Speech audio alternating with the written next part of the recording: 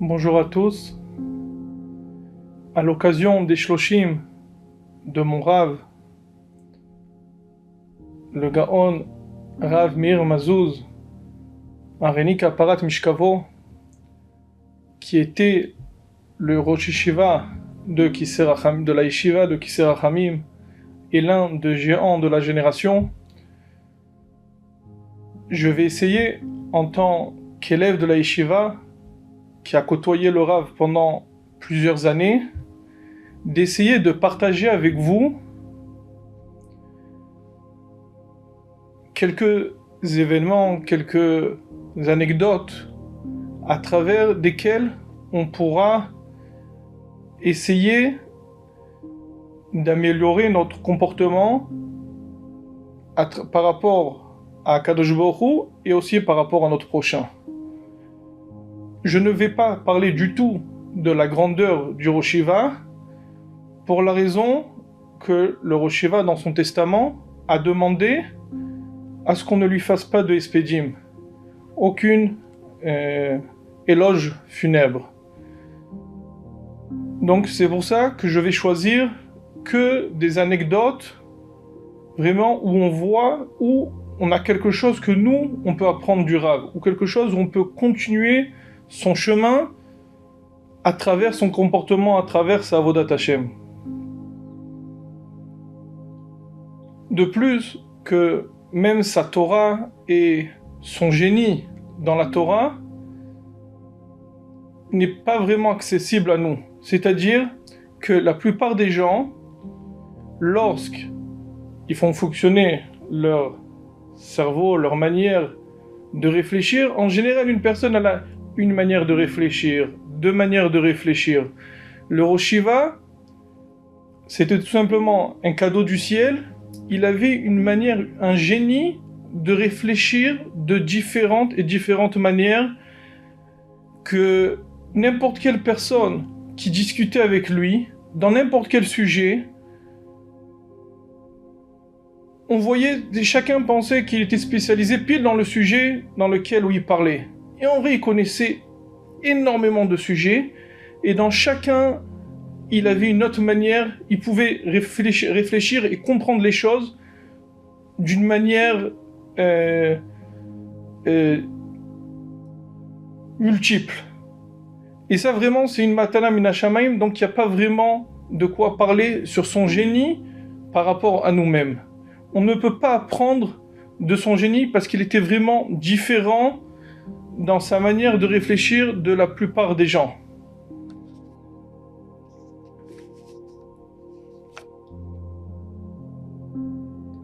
Il y a un midrash qui dit sur la beauté de Esther Hamalka, le midrash Rabbah, il dit que toute personne qui regardait Esther Hamalka, il disait « Ah, c'est elle, elle est de ma nation, elle est de mon origine ».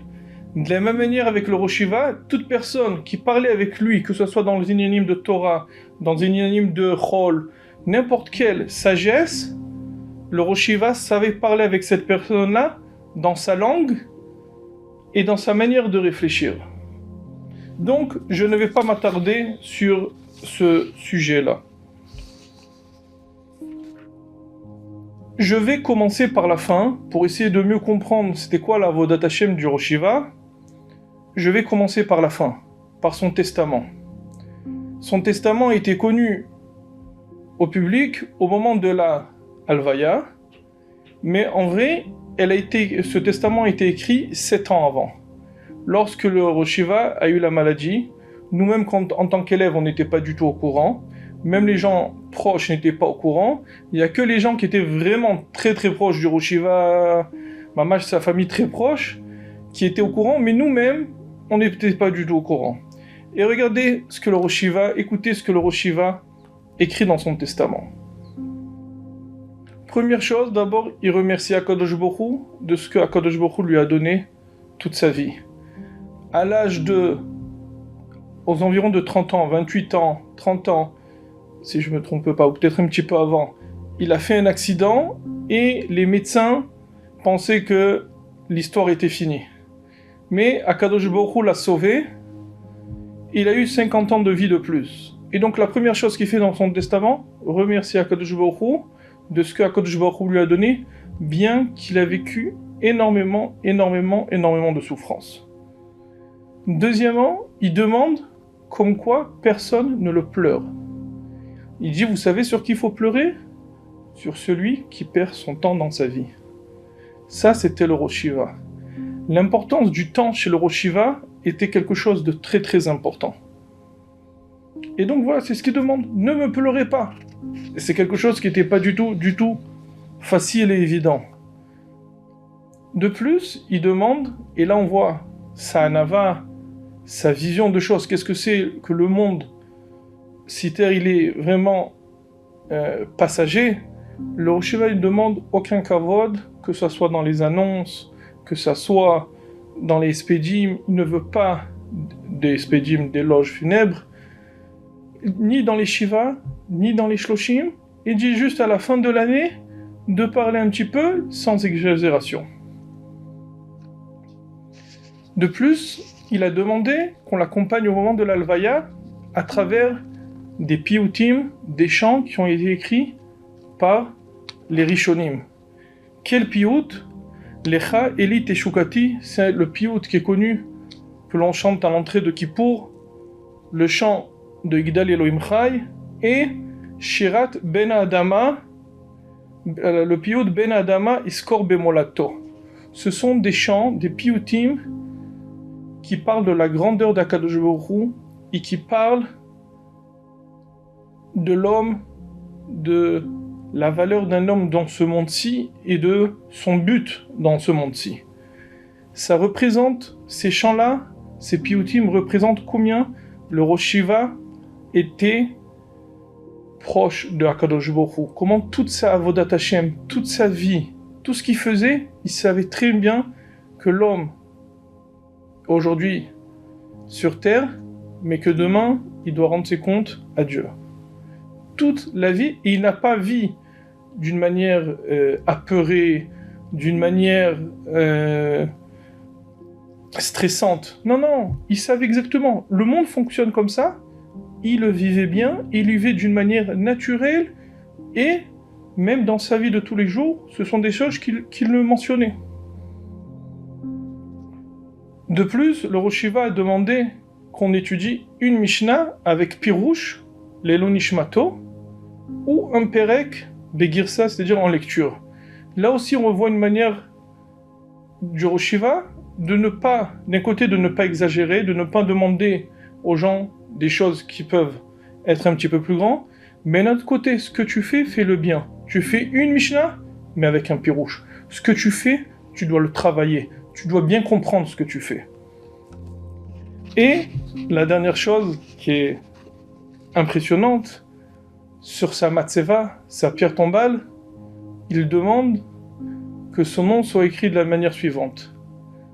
Meir, fils de Kamsana, et du Rav Matzliach Mazouz, qui était le fondateur de la yeshiva de Kisser Hachamim en Tunisie. C'est-à-dire que lui, il est rien. Lui, il est juste le fils du fondateur de la yeshiva.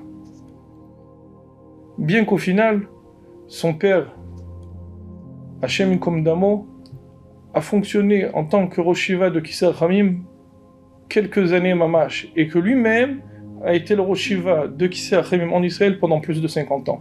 Malgré tout, sur sa tombe, aucun kavod, aucun jvar. Il ne veut...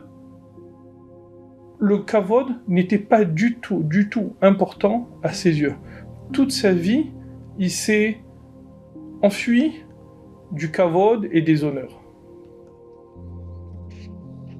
Je vais vous raconter une petite anecdote. On va continuer, je vais raconter quelques anecdotes sur le sujet, étant donné que j'ai commencé à parler de la kirva du Rosh Shiva par rapport à Kadosh Baruch Hu, comment le Rosh Shiva il était proche de Kadosh Baruch Hu.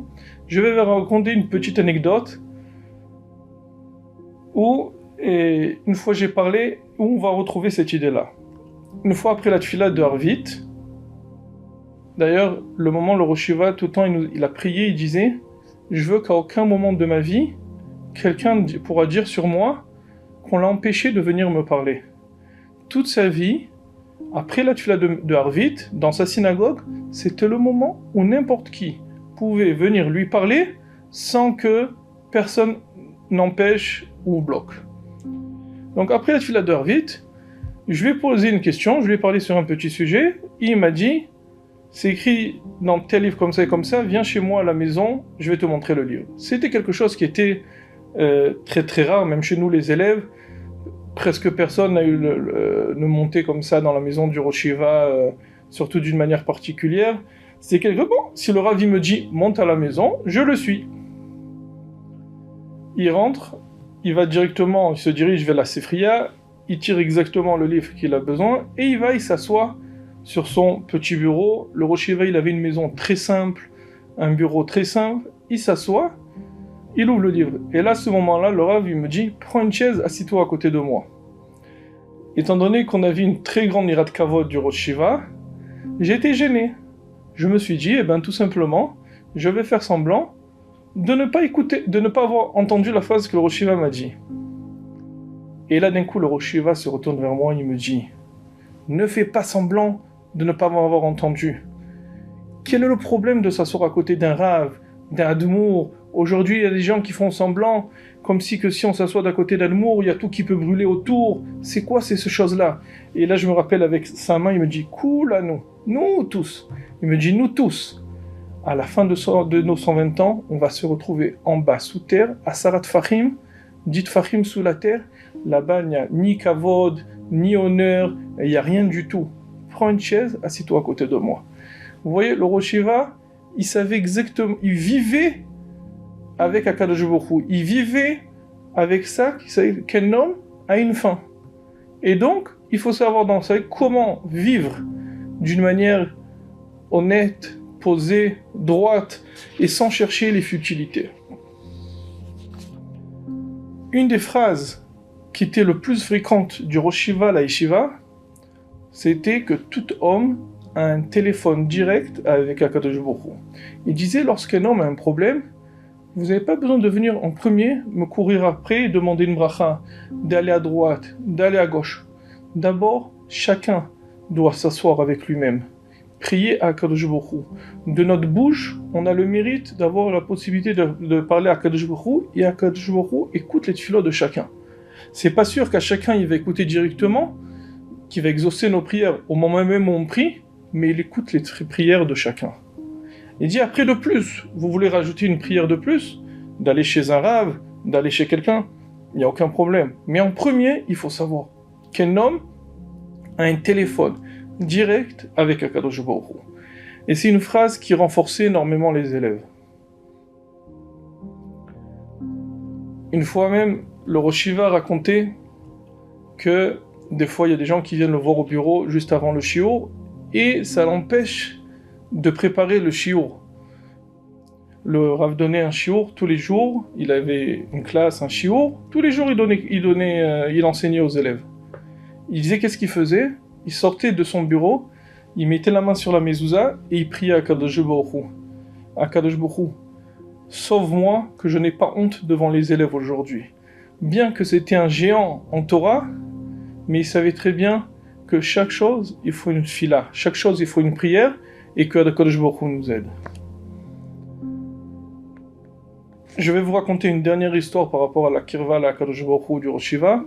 C'était dans l'une des guerres, je crois que c'était au Feret Yetzuka, il y a à peu près 12 ans, 13 ans, et à la Yeshiva Bnei Brak, on voyait les missiles de Gaza qui passaient au-dessus de Bnei Brak. Et dans la nuit, les missiles, c'est quelque chose de magnifique. C'est vrai que c'est rigolo, mais c'est quelque chose de magnifique. On voit les flammes derrière le missile, les flammes qui ont différentes couleurs, violet, bleu, jaune. Je me rappelle que moi et le bâtiment d'Aïshiva, il faisait 6 étages. On montait en haut des élèves montaient en haut, et moi aussi je suis monté en haut une fois, et j'ai regardé le missile. Et juste après ça, le Rosh Yeshiva, il a entendu que les élèves, la nuit, montaient en haut pour regarder les missiles, et il s'est énervé. Pourquoi? Écoutez bien ce message-là, cette vision. Comment le Rosh Yeshiva, il voyait la présence de Dieu dans ce monde-ci. Le Rosh Yeshiva a dit, chaque missile qui passe au-dessus de Bnei Brak, et qu'au final ne blesse personne, c'est un S, c'est un miracle que Dieu y fait pour nous. Il dit lorsque les élèves montent sur le toit et regardent ça comme si que c'est un spectacle, c'est comme si que Chas v'Shalom, les élèves, ils sont Mezalzelim, ils dénigrent les nissim, les miracles que Akadosh Baruch Hu fait pour nous. Il dit chaque missile, chaque miracle, on doit tout faire en sorte de le ressentir, de comprendre comment Akadosh Baruch Hu, il nous a sauvés et combien Akadosh Baruch Hu, il nous aime. Il dit c'est pas possible qu'un élève qui voit ça en tant que spectacle, il pourra remercier Akadosh Baruch Hu comme il faut. Donc je demande qu'aucun élève ne monte sur le toit ou au 6e étage pour regarder les missiles pendant la nuit. Depuis ce jour-là, évidemment, que les élèves ont arrêté. Nous voyons donc, et malheureusement, l'histoire des missiles, c'est quelque chose d'actualité. On peut apprendre donc à travers le Rosh Hiva, à travers la vision du Rosh Hiva, combien on doit remercier Akadosh Baruch Hu pour chaque missile, malheureusement, qui est visé vers nous et qui ne blesse personne. On doit ressentir cette chose-là, et on doit remercier Akadosh Baruch Hu à chaque fois. Je vais parler maintenant de la hiratret du Rosh Hiva. Hiratret, c'est-à-dire la crainte de la faute, du péché. Il y a une histoire impressionnante que le fils de Rosh Hiva a raconté lui-même au moment de l'Alvaya. Il raconte que lorsqu'il était jeune, il n'était pas encore bar mitzvah, il lisait un livre d'enfant pendant Shabbat, et il y avait des feuilles du livre qui étaient collées complètement, et il les a déchirées. Il a déchiré l'endroit qui reliait les deux feuilles, et c'est quelque chose, une melacha qui est interdite pendant Shabbat.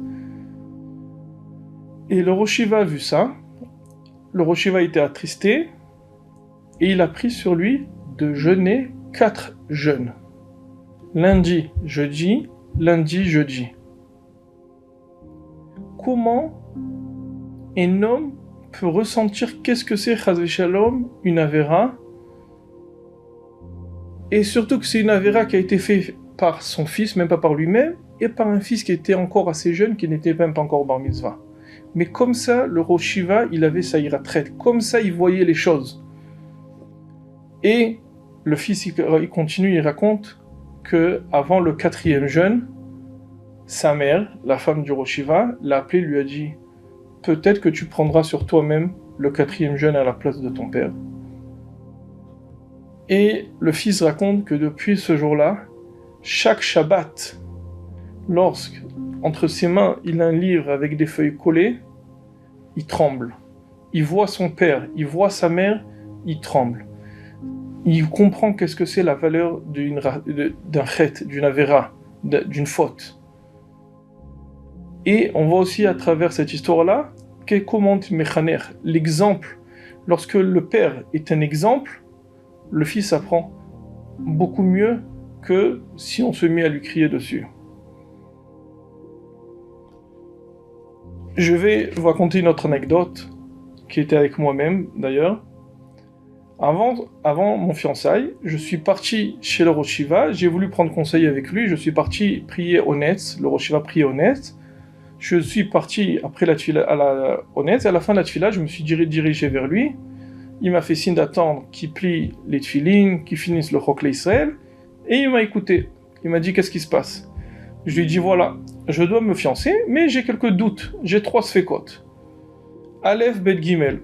Moi je voulais tel style Aleph, je reçois style Bet dans tel point, tel point, tel point. Qu'est-ce que vous pensez?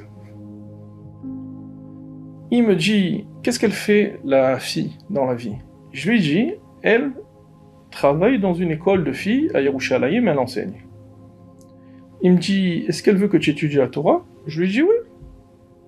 Il me regarde et il me dit, écoute bien, si la fille travaille dans un endroit où il y a de la tsniout, dans un endroit où il n'y a que des femmes, ça vaut $1 million, ça vaut mieux, tous tes sfekot, tous tes doutes ne valent rien à côté de cette chose-là. Il m'a dit, sache bien que j'entends plusieurs histoires de divorce, que l'origine provient que la femme ou le mari travaillait dans un endroit où il y avait un mélange entre hommes et femmes, et il y avait un manque de pudeur, un manque de tsniout dans l'endroit du travail. Donc si ta femme, si la fille, elle, travaille dans un endroit de tsniout, c'est un des points fondamentale pour fondre un foyer Béam Israël. Il m'a dit voilà, ça à mes yeux, c'est la chose la plus importante. On voit encore une fois la vision du Rosh Yeshiva, la hirat chet qu'il avait, et combien ça influence dans la balance pour prendre les décisions. Ça, c'est la vision d'un Gadol Hador et d'un Oved Hashem Amiti.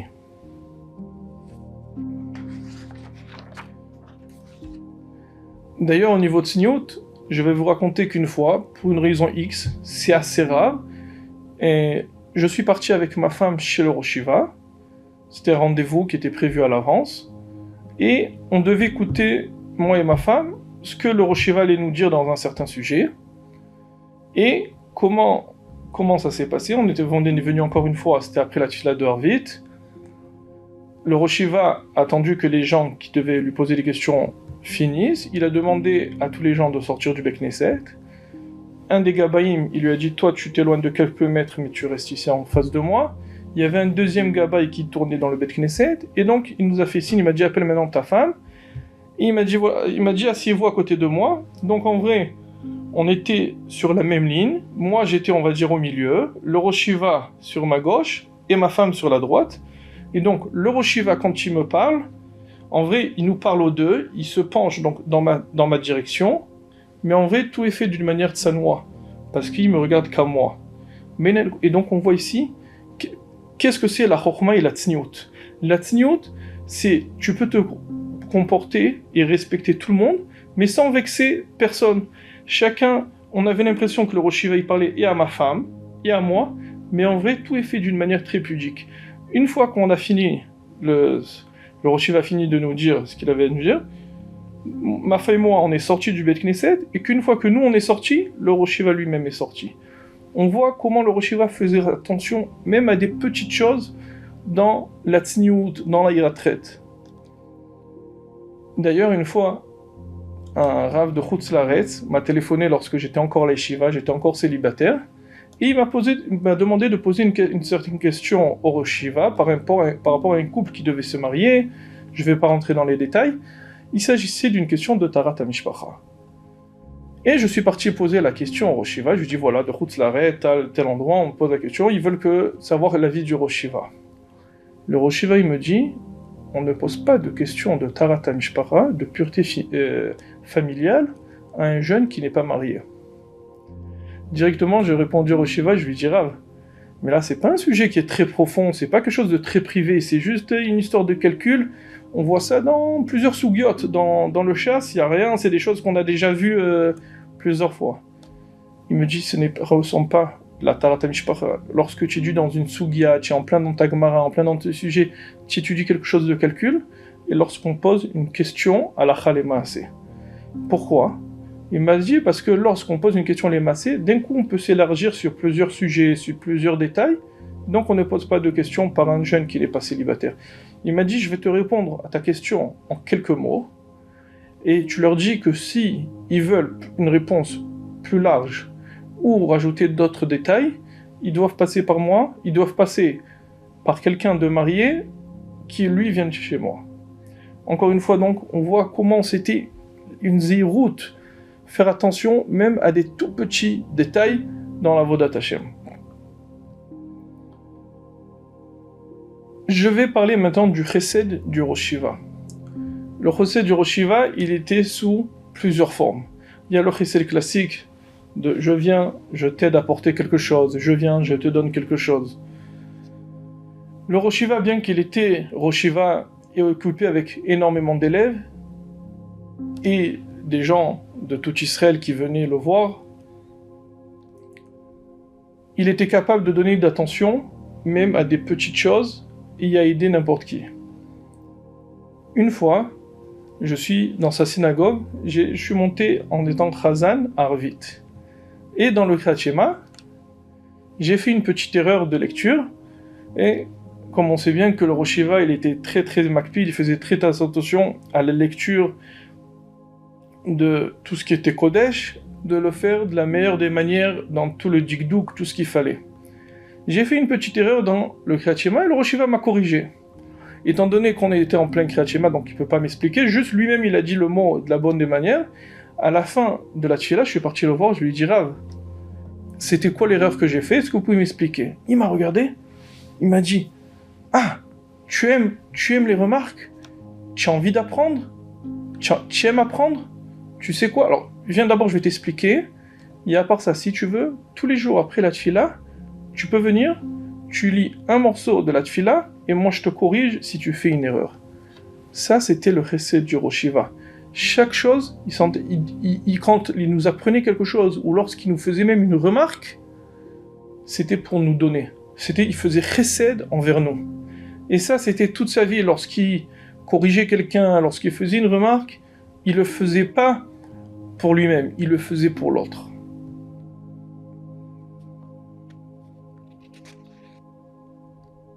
Je vous ai raconté plusieurs anecdotes où on voit que le Rosh Yeshiva faisait attention même à des petits détails. D'ailleurs, même son cerveau, son génie fonctionnait comme ça, sur les grandes choses et sur les petites choses. Une fois, c'était à la fête de Shavuot, on lisait le Sefer Mishlei, qui est le Minag, la Masoret, c'est la Mishlei de Shavuot, on lit le Sefer Mishlei. Et comment on lisait ça? Avec les Tehamim, le Rosh Yeshiva, il lisait en premier un pasouk, et nous on répondait le pasouk suivant, et ainsi de suite. D'un coup, à la fin, on finit le Sefer Mishlei, le Rosh Yeshiva pose une question, que tout le monde est resté bouche bée, sans réponse. Le Rosh Yeshiva pose une question, il nous dit « Sefer Mishlei, le nombre de psukim qu'il y a dans le Sefer de Mishlei, il est pair ou impair ?» Tout le monde est resté sans réponse. Et d'un coup, le Rosh Yeshiva dit « Écoutez bien, si c'est moi qui ai lu le premier pasouk, et c'est moi qui ai fini en dernier, donc, le nombre de psukim est impair. » Vous voyez, encore une fois, même s'il n'y avait pas d'importance à savoir est-ce que le Sefer Mishlei est pair ou impair, il n'y a aucune importance. Mais en vrai, il voulait nous apprendre même des fois comment faire attention à des petits détails, comment remarquer des petites choses, et celui qui fait attention dans sa vie à des petites choses, même dans sa Avodat Hashem, il sera capable de faire attention à des petits points. Je connais même un juif de Marseille qui était un des élèves du Rosh Yeshiva, un des élèves dans les premières années où le Rosh Yeshiva enseignait, qui est un grand ami de la famille. Il s'agit de Moshe Haddad de Marseille, qui est situé aujourd'hui chez Rav Pinchas Cohen à Marseille, qui a plus que 2 fois mon âge. Et d'ailleurs, je lui transmets un très grand bonjour et un refoua shelema. Il m'a raconté comment, jusqu'à aujourd'hui, c'est-à-dire même plus de 50 ans après qu'il a étudié chez le Rosh Yeshiva, il se rappelait exactement ce que le Rosh Yeshiva lui avait enseigné au niveau des halachot. Pourquoi? Parce que le Rosh Yeshiva, lorsqu'il a enseigné aux élèves, il voulait à tout prix que même les élèves comprennent jusqu'à la fin exactement ce qu'ils doivent faire. Il dit, je me rappelle, le Rosh Yeshiva, il rentrait avec un keli pour leur enseigner Ilchot Netiat Yadayim, et il pratiquait avec eux chaque petit détail. Donc on voit encore une fois, quand le Rosh Yeshiva il enseignait, c'était pas juste enseigner, c'était du chesed qu'il faisait envers l'autre, parce qu'il se suffisait pas juste d'enseigner. Il voulait à tout prix que les élèves, et tous ceux qui se trouvent en face de lui, comprennent exactement les choses.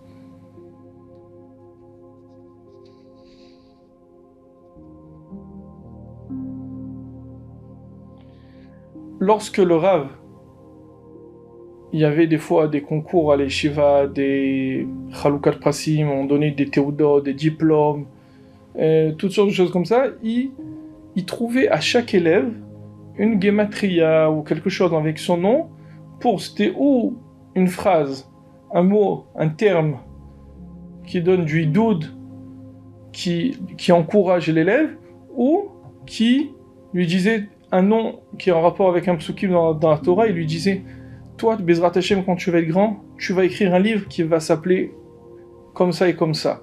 Exactement en fonction du nom de l'élève, en fonction de sa gematria. Moi, par exemple, mon nom de famille, c'est Edrei. Une fois, il m'avait dit, toi, tu appelleras ton livre Bamilchama Be'edrei. C'est la Milchama, Milchemta Shel Torah. Et à chacun, il trouvait un terme pour l'encourager.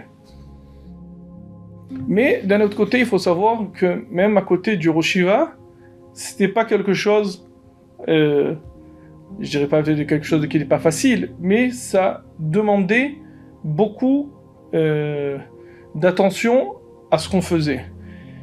Le Rosh Yeshiva aussi pouvait nous corriger dans notre manière de se comporter, même sur des tout petits détails. Et lorsque le Rosh Yeshiva, si le Rosh Yeshiva faisait une remarque, c'était pas évident. D'ailleurs, même moi, une fois, je m'en suis pris une. Sur le coup, c'est pas la chose la plus sympa, mais c'est ce qui nous permet de pousser comme il faut. Le Rosh Yeshiva, bien qu'il était occupé par énormément de choses, par ses propres études, par ses enseignements aux élèves, lorsqu'il entendait que des gens étaient malades, il téléphonait. Il avait un élève qui était assez proche de lui. Le Rosh Yeshiva l'appelait au téléphone tous les jours, comme ça cet élève a témoigné. Tous les jours, pendant plusieurs semaines, jusqu'à qu'il est sorti de l'hôpital. Donc encore une fois, on peut apprendre du Rosh Yeshiva combien on doit faire attention au prochain, combien on doit faire attention à l'autre, lorsqu'on voit que quelqu'un, il n'est pas présent dans son endroit d'études, dans son travail, ou à la maison, les voisins, combien penser à l'autre, et faire des fois un petit appel, un petit quelque chose, et ça peut renforcer beaucoup une personne. Et c'est quelque chose de plus qu'on peut apprendre du Rosh Yeshiva. De pas dire, ah, moi je suis occupé, ah, moi j'ai différentes raisons de me dispenser de cette chose-là. Non, chacun doit penser à l'autre. Moi aussi, une fois, j'ai eu l'occasion de recevoir un appel du Rosh Yeshiva, mais c'était pour une autre raison. Mais là aussi, on peut apprendre quelque chose du Rosh Yeshiva. Une fois, j'avais emprunté un livre au Rosh Yeshiva d'un Chacham Kadmon. C'est un sefer qui s'appelle Kaf Naki de Rabbi Khalifa ben Malka, un des Chachamim du Maroc. Et le Rosh Yeshiva a voulu étudier ce livre. Il y a quelques parties dans le livre qui l'intéressaient. Je lui ai prêté au Rosh Yeshiva. Et au bout d'un moment, il me demande, est-ce que ce livre, tu l'as besoin tout de suite en retour ou non? Je lui ai dit non. Je suis pas du tout pressé de recevoir en retour. Il m'a dit parce que j'ai fait quelques corrections à l'intérieur. Si tu le veux tout de suite, directement je les recopie dans un cahier chez moi. Si tu n'es pas pressé, je le ferai plus tard. Parce que en attendant, je suis occupé par d'autres choses. Je lui ai dit non, il n'y a aucun problème. Un peu de temps après, en attendant, moi je m'étais marié, j'habitais à Yerushalayim, la yeshiva était à Bnei Brak. Le Rosh Yeshiva a voulu me rendre le livre, donc il a fait demander par quelqu'un comment est-ce que il peut me remettre le livre. Je lui dis Rav, il y a un tel élève qui est encore à la yeshiva, il habite à Yerushalayim, Shabbat Roufcha, donnez le livre et moi j'irai chez cet élève récupérer le livre. Dimanche, à 1h de l'après-midi, après le Shabbat Roufcha, j'ai eu le mérite de recevoir un appel du Rosh Yeshiva. Il me dit Eliaou, je voulais savoir, est-ce que tu as bien reçu le livre? Je voulais être sûr que le livre il soit arrivé chez toi. Je lui dis, Rav, le livre n'est pas encore arrivé chez moi, mais il y a pile ma femme qui, dans une demi-heure, doit passer à côté de chez les parents de cet élève, et elle va récupérer. Ne vous en faites pas, à partir de maintenant, c'est sur moi, c'est ma responsabilité. On apprend comment le Rosh Yeshiva faisait attention, d'abord, aux biens qui appartiennent à d'autres choses, mais aussi la page toute. Lui-même, il a pris le téléphone, il m'a appelé, c'est quelque chose qui est ultra rare. Il n'y a pas beaucoup d'élèves, on va dire, qui ont reçu des appels de téléphone du Rosh Yeshiva, mais ça nous montre comment le Rosh Yeshiva, il faisait attention à l'autre, et même aux objets des autres. Je vais raconter un dernier petit fait du chesed du Rosh Yeshiva. Il faut savoir que la Haïda, à l'origine des Éthiopiens, quand ils sont montés en Israël, évidemment, ils étaient plus affaiblis, on va dire, au niveau institution, que d'autres origines, que d'autres parties du peuple. Le Rosh Yeshiva organisait une fois par an des réunions, des knassim, de la Haïda éthiopite, dans la yeshiva, et il y avait tous les kaïsim, c'est tous les rabbanim de l'origine des Éthiopiens, qui venaient, et le Rosh Yeshiva les encourageait, leur donnait des dizrei shvachim, il les félicitait d'être montés en Israël, et il les encourageait. D'ailleurs, même les élèves de la yeshiva qui étaient éthiopiens, Ils partaient, plusieurs partaient une fois par semaine, ils sortaient de la yeshiva, ils retournaient dans leur ville pour donner un shiur de Torah dans leur synagogue. Le Rosh Yeshiva, il disait, si eux ne vont pas aller donner des shiurim de Torah, qui va s'occuper des jeunes de la Héda éthiopite? Voilà comment le Rosh Yeshiva, il voyait chacun du Ham Israël, alors qu'il ne recevait aucun intérêt en reçu. C'était mamash du chesed envers chacun du Ham Israël. Je vais parler maintenant chesed shelemet. J'ai parlé du chesed, j'ai parlé chesed shelemet. Qu'est-ce que c'est chesed shelemet? C'est du chesed, du bien qu'on fait par rapport à quelqu'un qui est déjà décédé et que donc on ne peut rien recevoir en retour. Le Rosh Yeshiva, dans ses écrits, il a énormément de livres, il mentionnait des fois des gens qui n'avaient pas d'enfants et il disait, j'ai écouté un petit chidouche de cette personne-là, je vais l'écrire dans mon livre pour que cette personne ait un mérite dans ce monde-ci, que cette personne-là, bien qu'elle n'ait pas d'enfant, même après sa ptira, même après son décès, on pourra dire des paroles de Torah en son nom. C'est une vision qui est très profonde du but de l'homme dans ce monde-ci, et évidemment de vivre avec le fait qu'un homme a une fin. Et de plus, c'est un chesed. C'est un chesed par rapport à l'autre. Il ne recevait évidemment rien à en tirer de cette chose-là. De plus, le Rav a énormément travaillé sur les écrits, manuscrits des Kadmonim, des anciens, Talmidei Chachamim, et que c'était des livres, des écrits que personne ne connaissait, ou tout juste qui étaient mentionnés peut-être dans des catalogues, que tel Rav avait un cahier de Chidushim, un cahier d'Ivrei Torah, mais que presque personne ne connaissait. Le Rav a beaucoup travaillé sur ça. Encore une fois, c'est un chesed envers l'autre, et c'est des chassadim que tu reçois rien en retour. De plus, le Rosh Yeshiva lui-même, alors souvent les manuscrits des Chachmei Sfarad, ils sont écrits ce qui s'appelle en écriture Sfarad. Ce qu'on écrit aujourd'hui, ça s'appelle l'écriture Ashkenaz. De la même manière que dans la prononciation israélienne, c'est la prononciation Sfarad, mais on connaît aussi la prononciation Ashkenaz. De la même manière, dans l'écriture, il y a ce qui s'appelle l'écriture Sfarad et il y a l'écriture Ashkenaz. Je ne veux pas m'attarder sur l'explication parce que ce n'est pas sur les détails exactement, parce que ce n'est pas le moment. Le Rosh Yeshiva écrivait ses propres Hidushim en écriture Sfarad, comme ce qu'il y a dans les manuscrits. Et pourquoi?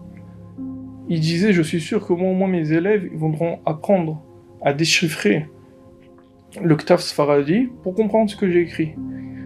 Et s'ils vont comprendre ce que j'ai écrit, je suis sûr qu'il y a encore une génération après moi qu'eux aussi pourront décrypter d'autres manuscrits et déchiffrer d'autres manuscrits. C'était une vision lointaine du Rosh Yeshiva. Lui-même, il écrivait de cette manière pour qu'il y ait encore une génération de plus qui pourra apprendre le Ktav Sfaradi. C'est quelque chose d'impressionnant. D'ailleurs, une fois, un élève de la yeshiva a travaillé sur un grand manuscrit d'un Talmid Chacham qui était décédé il y a 300 ans avant. Et l'élève a travaillé pendant un bon moment sur ces écrits-là. Il est même parti prendre conseil plusieurs fois avec le Rosh Yeshiva. Et lorsque, au final, le livre a été édité, le Rosh Yeshiva appelle l'élève et lui dit « Dis-moi, combien de livres tu as vendu ?» Et l'élève répond au Rosh Yeshiva un petit chiffre. Il lui dit « Écoute-moi bien, moi j'ai vu le livre que tu as édité, j'ai vu le travail que tu as fait. Avant mon Dvar Torah, avant mon shiur que j'ai, le shiur klali que j'ai le jeudi après-midi dans toute la yeshiva, tu vas venir me mettre un petit papier et tu vas un petit rappel que je parle du livre. » Le Rosh Yeshiva, à la fin de sa dracha, il a dit « Voilà, on a un élève dans la yeshiva parmi nous qui a travaillé, qui a fait énormément d'efforts et qui a fait un très beau travail. Tout celui qui lui achète un livre, au prix entier, je veux aucune réduction, le prix il n'est pas très cher, j'ai vérifié le prix n'est pas cher.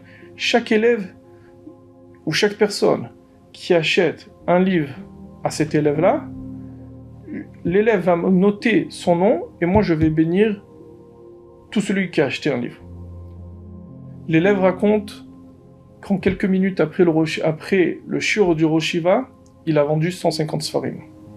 c'est quelque chose qui est assez rare de nos jours pour une personne de vendre 150 livres alors que c'est pas quelque chose qui était très connu.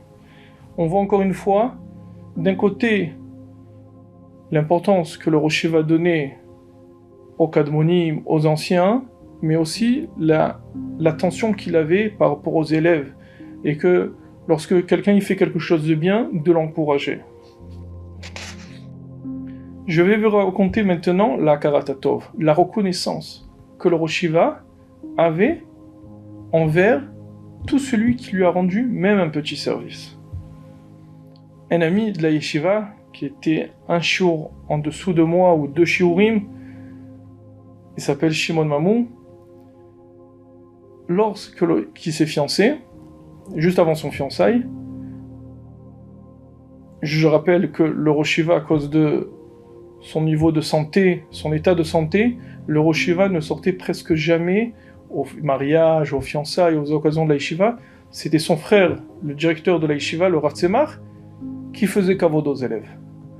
Et le Rosh Yeshiva appelle cet ami-là, Shimon Mamou, avant son fiançailles, et lui dit « Regarde, choisis, moi je vais venir te faire kavod ou à ton fiançailles ou à ton mariage, tu choisis l'un des deux, tu me rends la réponse, je viens. » Et l'élève demande au Rosh Yeshiva « Qu'est-ce qui se passe? En quoi je suis différente des autres élèves de la yeshiva ?» Et là le Rosh Yeshiva lui répond « Il y a 10 ans en arrière, il lui rappelle que sa femme était décédée, la femme du Rosh Yeshiva. Il lui dit, toi, je me rappelle de toi, tu étais encore jeune, tu venais dans la tente, lorsque les gens étaient venus consoler le Rosh Yeshiva, les Nemachamim, et toi, tu t'occupais des invités, tu distribuais la boisson, tu distribuais les gâteaux à chacun, donc moi, j'ai une reconnaissance envers toi, et donc pour ça, je vais venir à ton mariage ou à ton fiançailles. Regardez qu'est-ce que c'est. Cet élève n'a même pas, au moment où il distribuait la boisson et les gâteaux aux gens, il ne ressentait même pas de ça un effort spécial, on va dire. Et alors que ça s'est déjà passé plus de 10 ans en arrière. Le Rosh Yeshiva a senti comme quoi il lui devait une reconnaissance par rapport à cet élève-là. Plus que ça, il y a un autre élève de la yeshiva, il appelle, il lui dit voilà, si tu te maries à Bnei Brak, Bizrat Hashem, je viens à ton mariage. Cet élève aussi demande au Rosh Yeshiva qu'est-ce qui se passe, comment ça se fait que j'ai ce mérite-là.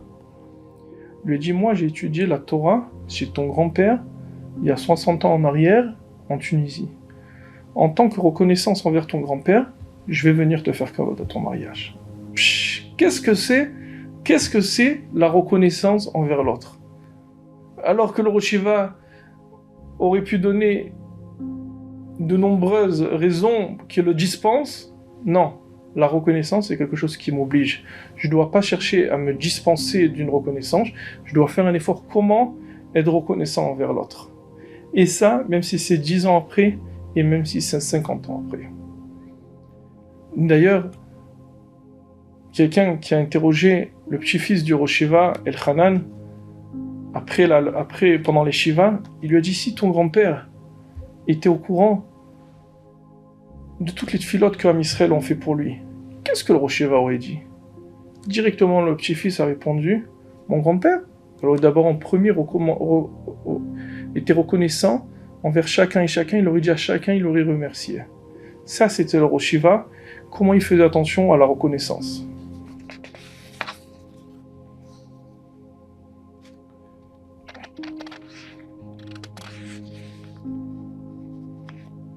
Je vais parler maintenant du Derech Eretz. Le Derech Eretz, pas seulement le Derech Eretz, mais aussi comment vivre d'une manière posée, normale, sans extrémité.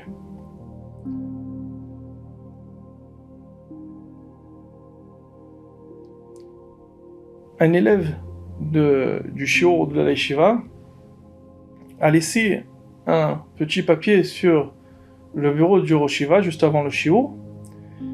Il dit voilà, c'est mon anniversaire. Il y a ce qui s'appelle dans les shivot l'el tipach atzmotav, lorsqu'un élève il a l'âge de 20 ans.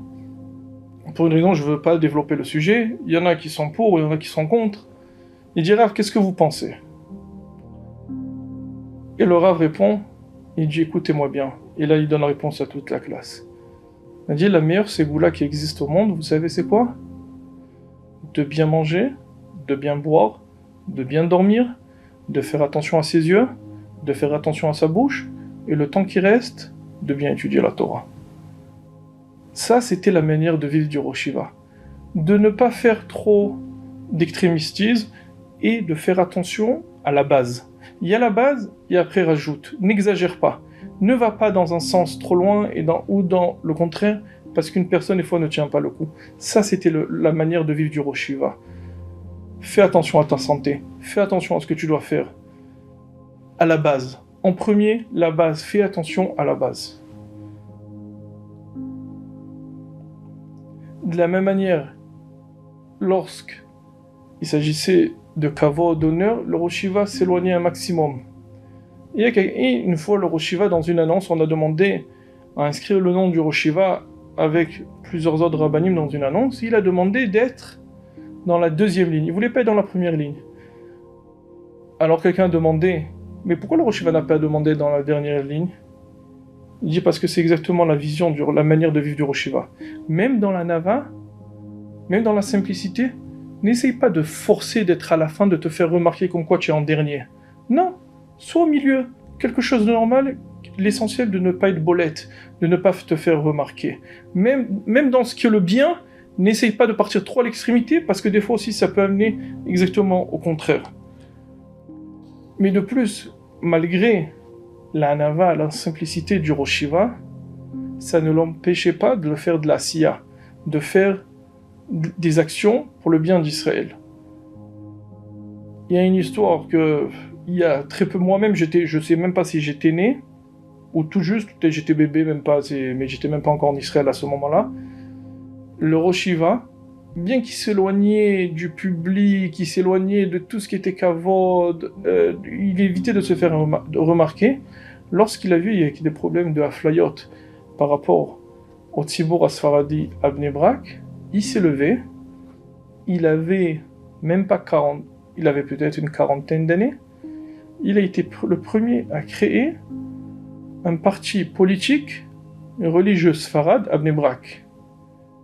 Et il a reçu 4 mandats, qui étaient énormes pour l'époque. Qu'est-ce qu'on voit de là? Que d'être anav d'un simple, ça ne veut pas dire que tu dois te cacher et t'empêcher d'aller aider les gens de Ham Israël. Ça, c'était le Rosh Hiva. Et d'un autre côté, faire attention aussi à ne pas créer de marlokot. Il y a des gens, des fois, c'est possible, comment on peut se faire remarquer?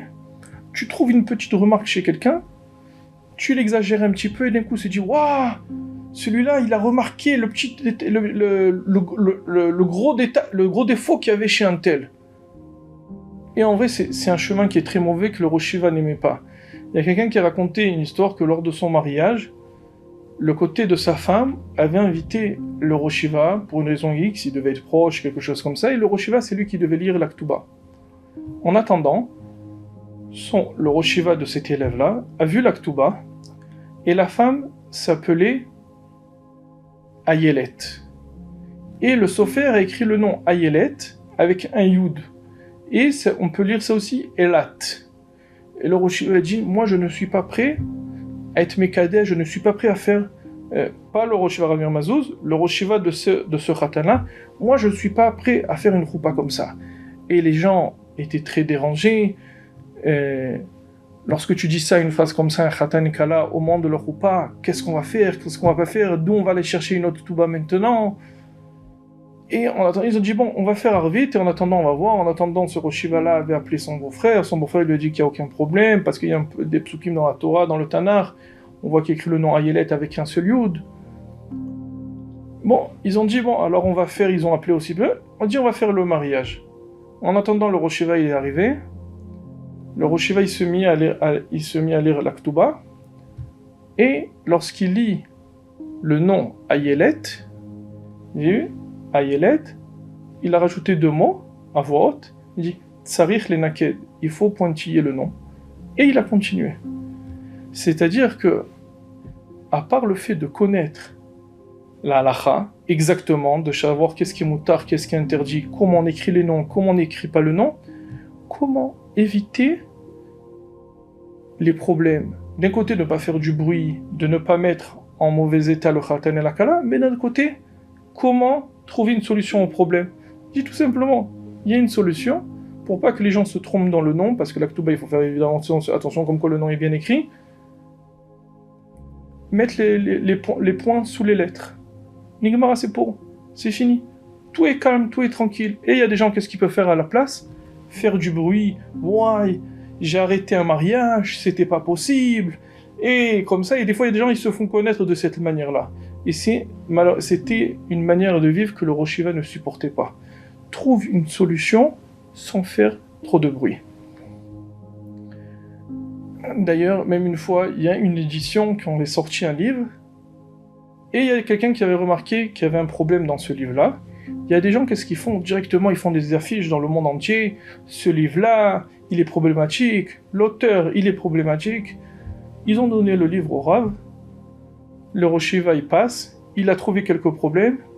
Il a dit tout simplement, je demande à ce qu'on mette tous ces sfarim-là, cette édition-là, à la Gnisa, et que l'auteur ressorte une deuxième édition, corrigée, et c'est fini. Il n'y a aucun problème, il n'y a aucun bruit, il n'y a aucun mal qui a été fait à personne.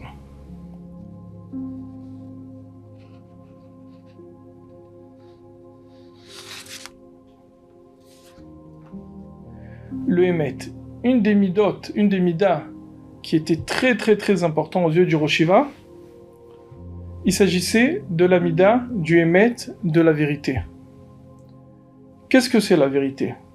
La vérité, ce ne veut pas dire à voix haute ce que je pense. Ça ne veut pas dire que je dois dire à voix haute ce que je pense et vexer d'autres personnes. Le Hémet, c'est d'être droit avec soi-même et de continuer le chemin que je pense qui est droit, même lorsque c'est difficile. Même lorsqu'il y a des gens qui ne sont pas d'accord avec moi, même lorsqu'il y a des gens qui me salissent. Ça, c'est le vrai Hémet. Et malheureusement, le Rav a payé un prix très très cher à cause de son Hémet, parce qu'il n'a pas voulu abandonner ce qu'il pensait être vrai. Et d'ailleurs, c'est pour ça que même le Rav Ovadia Yosef aimait énormément le Rosh Yeshiva. Il savait qu'une des personnes qui lui était le plus fidèle, c'était le Rav Mir Mazouz, le Rosh Yeshiva Zichrono Livracha. Et d'ailleurs, c'est une fois, un an et demi à peu près, avant que Rav Ovadia décède, il a demandé à appeler le Rosh Yeshiva pour vérifier une question d'Halacha. C'était quoi la question? Le Rosh Yeshiva venait de publier un Mahamar, comme quoi il pensait qu'il vaut mieux dire le Kriyat Shema de Harvit avant Chatzot Laila que de le dire le Kriyat Shema Betzibur après Chatzot Laila. D'ailleurs, c'était aussi le psak de Chacham Ben Zion Abba Shaul. Rav Ovadia n'était pas d'accord avec ce psak-là, il pensait autre chose, il pense comme quoi il vaut mieux le dire Betzibur après Harvit. Il a demandé à appeler le Rosh Yeshiva. Il a appelé le Rosh Yeshiva et ils ont parlé, mais chacun est resté sur son avis. Les gens qui étaient autour de Rav Ovadia, ils lui ont dit Rav, depuis quand, à ton âge, on te voit, Rav Ovadia avait déjà presque 90 ans ou 90 ans, depuis quand tu appelles quelqu'un pour vérifier s'il n'est pas d'accord avec toi, tu commences à vérifier qu'est-ce qu'il pense, pourquoi il pense. Et Rav Ovadia leur a répondu, si Rav Mir Mazouz, il a été cholek sur moi, c'est qu'il le pensait vraiment. Malheureusement, il y a des gens qui s'amusent à être cholkim sur moi pour être un petit peu plus connus. Mais Rav Mir Mazouz, il est cholek sur moi, c'est qu'il le pense vraiment. C'est qu'il a vraiment, il a trouvé une certaine raison pour être cholek. Et dans ce cas-là, je dois l'appeler pour vérifier c'est quoi l'origine du problème.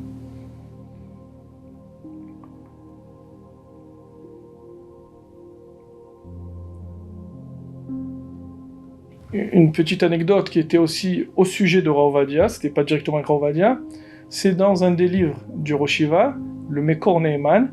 Ce sont 1000 questions de différents sujets, tous les sujets de la Torah. Et le Rosh Yeshiva répond en quelques lignes. Ce sont des réponses courtes que les gens lui ont posées, et lui répond en quelques mots. Et dans une des réponses, le Rosh Yeshiva raconte comme quoi Rav Ovadia écoutait les infos tous les jours. Et le Païtan Moshe Habusha a envoyé une lettre, lorsqu'il a lu ce livre-là, le Mekor Neheman, il a envoyé une lettre au Rosh Yeshiva dans laquelle il lui ramène plusieurs minagim, plusieurs masorot que lui aussi il a entendu, qu'il connaissait, qui étaient différents des choses du Rosh Yeshiva, pour, juste en tant que rajout, le Rosh Yeshiva a beaucoup apprécié la lettre, mais dans une des remarques, le Païtan qui est très connu, Moshe Habusha, lui répond et lui dit Voda Rosh Yeshiva, comment vous mentionnez dans votre livre comme quoi le Rav Ovadia écoute les informations tous les jours? Depuis quand vous voyez ça que des gens racontent sur le Admorim, sur le Rosh Yeshiva, qu'ils écoutent les infos, c'est pas joli, ça fait un petit peu simplé. Le Rosh Yeshiva lui répond au contraire. Chez nous, notre ga'ava, notre orgueil, c'est que le dirigeant, sa tête est en haut au niveau du spirituel, mais dans tout ce qui est matériel, ses pieds sont sur terre. Ici, le dirigeant sait exactement ce qui se passe dans la vie de tous les jours, et comme ça, il peut diriger le peuple. Et cette manière d'être, encore une fois, on voit le émet du Rosh Yeshiva à travers cette réponse-là, c'était aussi la même manière d'être du Rosh Yeshiva. D'ailleurs, le Rosh Yeshiva lui a rajouté, sache bien que même Rav Ovadia, lorsqu'il écoute les infos, il perd pas son temps. Si le médecin l'a obligé à faire du vélo de maison, il fait tous les jours peut-être 10 minutes, un quart d'heure de vélo de maison, et à ce moment-là, il écoute les infos. Et il est obligé d'être au courant de ce qui se passe dans le pays.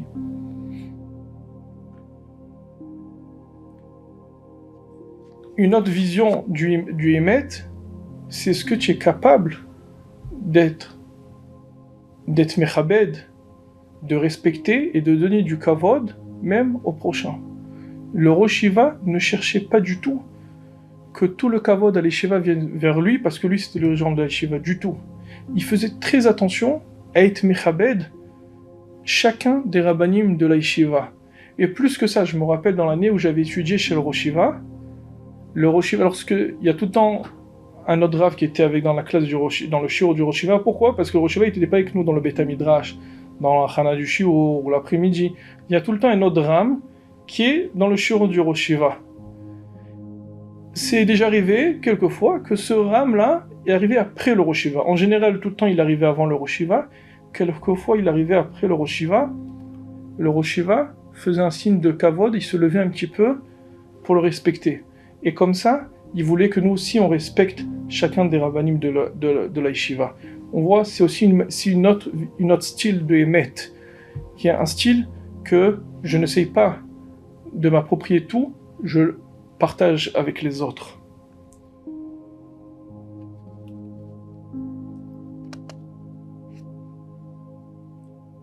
Non seulement que le Rosh Yeshiva était capable de partager le kavod avec les autres, mais même lorsqu'il y a quelque chose qui était sur son propre compte, aussi continuer de cette manière-là.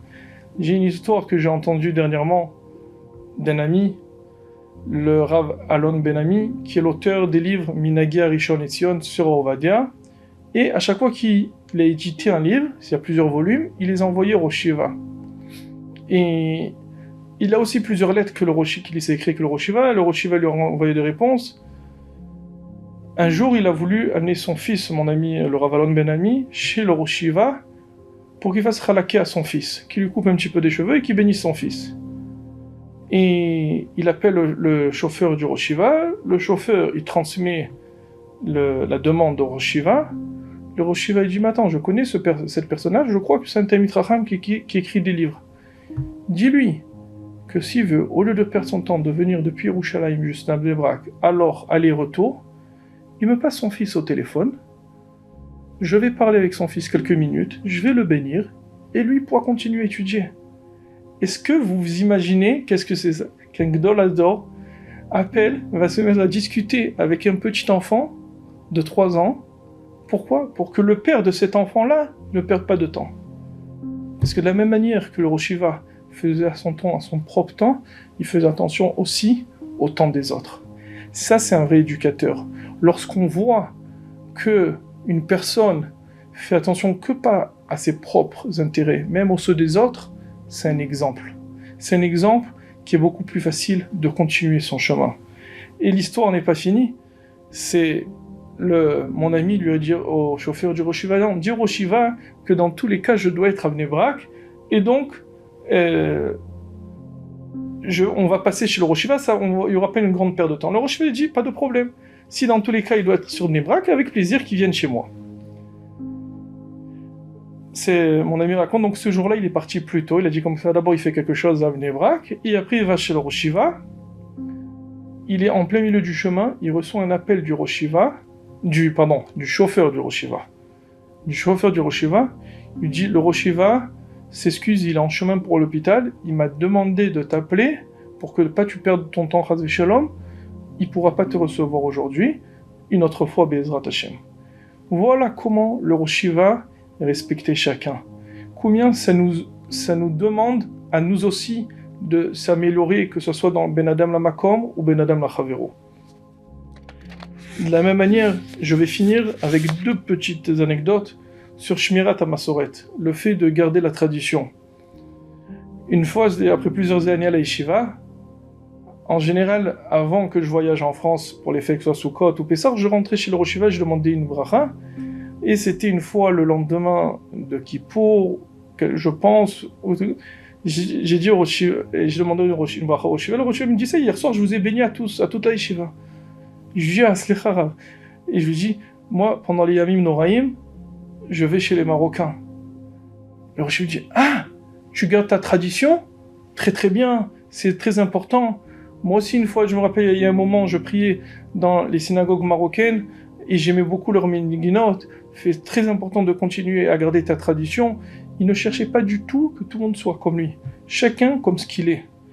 Même une fois d'ailleurs, dans le shiur qu'on avait tous les jours avec le Rosh Yeshiva dans l'année où j'étais chez le Rosh Yeshiva, le jeudi, dans la dernière demi-heure du shiur, des fois il interrogeait les élèves sur le Tikkun Korim, sur la lecture pour le Sefer Torah, et il passait, toi, dis tel pasuk suivant un tel. Et chacun devait savoir exactement la lecture de son pasuk.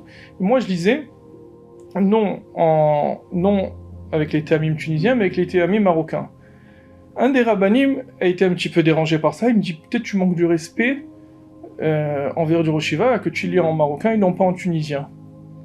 Bon, moi je voyais pas trop le problème, je dis, tu sais quoi, je vais partir poser la question directement au Rosh Yeshiva. Je suis parti voir le Rosh Yeshiva, je dis, quoi? Je dis, mais aucun problème. Quel est le problème? Très bien, tu continues ta tradition, c'est ce que tu sais, il n'y a aucun problème. Il n'y a aucune importance à cette chose-là, est-ce que tu fais de cette manière ou de cette manière, l'essentiel que tu fasses bien la chose. Ça, c'était le Rosh Yeshiva. Donc, j'espère que j'ai réussi à partager avec vous la Avodat Hashem, une partie de la Avodat Hashem du Rosh Yeshiva. Comment le Rosh Yeshiva servait à Kadosh Baruch Hu, comment le Rosh Yeshiva était proche de Kadosh Baruch Hu, comment il avait une ira traite, comment il faisait attention à des petits détails, mais pas seulement avec Dieu, même avec son prochain. Comment il faisait attention à respecter le prochain, comment il donnait de son temps pour l'autre, et comment il respectait chacun, même lorsque des gens qu'il ne connaissait pas. Il faisait attention à chacun, et tout ce qui pouvait faire du bien pour Am Israël, ça le rendait heureux. Donc, j'espère qu'on ait le mérite de se renforcer et de continuer dans le chemin du Rosh Yeshiva. Juste, je vais rappeler la demande du Rosh Yeshiva, tout celui qui peut étudier pour lui, une Mishnah, l'Elo Nishmato, une Mishnah, mais il a demandé avec Pirouche, de bien comprendre la chose. Donc, Be'ezrat Hashem, que le mérite du Rosh Yeshiva nous protège. Veshe niske la geoula shlema bekarov. Amen.